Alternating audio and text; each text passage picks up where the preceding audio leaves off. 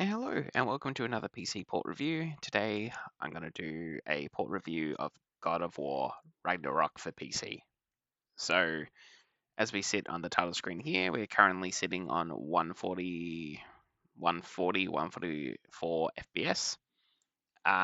If we go into settings and we look at our graphics settings that we've got here, this is a bit weird. I've never encountered another game doing this, but if we first off turn off all methods of upscaling and run the game at native quality, as you can see that right now we are hitting a resolution of 1440 based off our display. I have VSync off. If you could even turn that on if you wanted to, and we could. Yeah, it's a bit weird. Anyway, I'll leave that off. You've got all this type of stuff. Range and lensing, I've got all this stuff turned off. Could try to have a limit of 140 if you want. What happens is then as you change your method of upscaling to DLSS and take it off essentially native, as you can see now on quality, it's actually dropped and it's changed and it changes, which is very weird. And I'm not sure what it's doing unless it's saying it's going from 720 and upscaling to 1440. I've tried a few things and I have not been able to get this to work. So it's fully saying this, but it's very odd. But what I've been running is DLSS quality. I've left motion blur completely off. Film grain is on, but we could probably drop that. Like, I personally don't really care about any of that stuff, so I'm probably just going to drop that to 0. Reduce flashing on, want that on because of an issue with the graphics that they still have not fixed, and it's been 2 years, so they're probably not going to fix. It's probably an NVIDIA problem, but, is what it is. But yeah, so this is what we're running as of right now.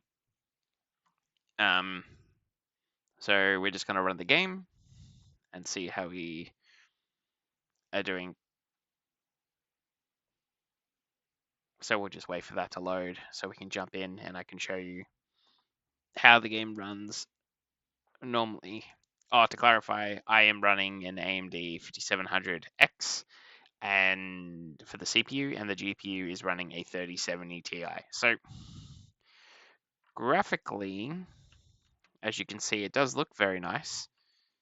As of right now, on the top left, we are hitting about 100.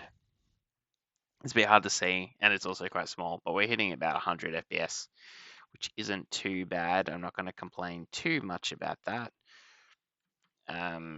What I mainly want to see if we can show is a problem that I have identified. And I have searched Reddit to try and find a solution. As far as I know, there is no solution to this problem. So if we hit this, go to our map. I'm just trying to figure out, hang on, if we go there, I just want to try and fast travel to this location and see if I can show you the issue that I've found. It is a issue. Basically, what's happening is the game is just blinking. It blinks and flashes at you with the environments.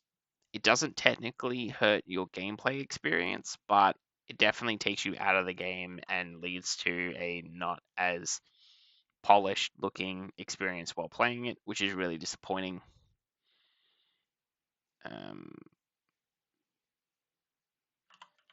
Here we go. All right, back to the start. Let's see if it is going to keep doing it. It's not doing it right now. Let me double check our settings. So we are on DLSS quality. Okay, great. Okay, you kind of see that there? Like, can you see that flashing? How it kind of like flashes at you? I've tried to fix it. As what I can tell, a lot of the stuff on Reddit is going back a couple of years. From what I understand, this is a DLSS problem. and I have an NVIDIA card. So unfortunately, I don't think there's any fixing this for me on my card. Like, you can try going to graphics and you could probably like change the upscalers to this, but then I've got a problem with not having enough VRAM to run it native. You could try to do that or even adjust the upscaling technology, but again, I just don't have the VRAM to run it. So really my only option is to either go to balanced or performance on DLSS and see if that helps. If we look at it right now, it seems to have stopped. But I've also found that sometimes it stops for a bit and then it just comes back. So yeah, it's a bit frustrating, but it is what it is. And from everything I've looked into, there really isn't a solution to it. Yeah, so maybe being in performance mode is the solution to that, because as you can see, we've switched to quality and now it's doing all that flashing. So if we go into performance, let's try performance. Okay, being in performance seems to have fixed it, so that's good, but it's also a problem that I should be able to have it in quality mode and not have to deal with this shit. Okay. Well, we're gonna go back and fast travel back to where we were. So that part is disappointing. In the port itself, from a gameplay perspective, it's pretty solid. It doesn't have anything too egregious besides that. That's really the only issues I've had. I've been able to maintain about 120, 140 FPS pretty consistent. There have been some big dips, but nothing too critical. Like, I think the lowest it's dipped to is about 80, 90 FPS on my PC.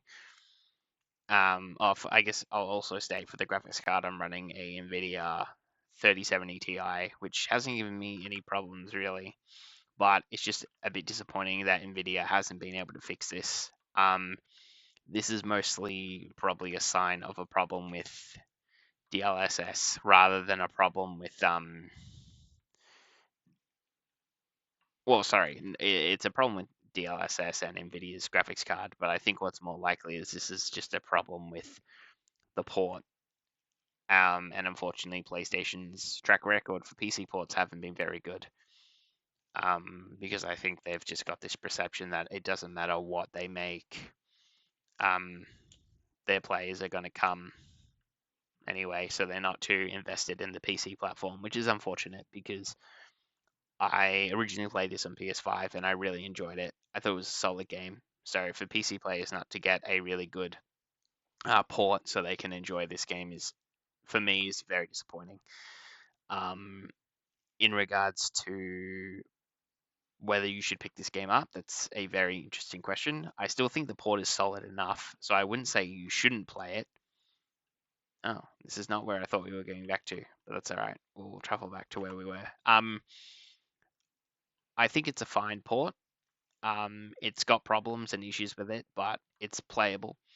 I just wouldn't recommend buying it full price. I think if you can go onto a third party site or wait for a Steam sale or even go into like Green Man Gaming or any of those other third party key sites and buy it cheap. Like, I bought this for about $40. Like, that's probably fairly reasonable and what you'd want to be paying for what this experience is actually delivering in the long end.